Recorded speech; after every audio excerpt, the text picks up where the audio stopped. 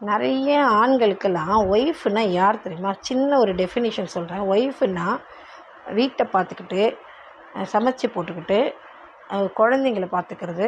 வேணால் வேலைக்கு போகட்டும், வேலைக்கு போய் சம்பாதிக்கட்டும், எக்ஸ்ட்ரா ஒரு வருமானம், இவ்வளோ தாங்க ஒய்ஃபு. நமக்கு என்ன பிரச்சனைனாலும் சொல்கிறது கிடையாது. ஹஸ்பண்டுங்க வந்து ஒய்ஃப் கிட்ட டிஸ்கஸ் பண்ணுறது கிடையாது. ஏதாவது ஒரு பணப்பிரச்சனை வருதுன்னா, அது பணப்பிரச்சனை ஸ்டார்ட் ஆகும்போதே ஒய்ஃப் சொல்லியிருப்பாங்க, இதை பண்ணாதீங்கன்னு சொல்லியிருப்பாங்க.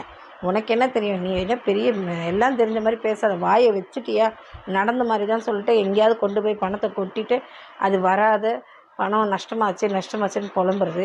இப்படியெல்லாம் எனக்கு தான் தனக்கு தான் எல்லாம் தெரியும்னு சொல்கிற ஆண்களுக்கு ஒரே ஒரு விஷயம் சொல்கிறேன்.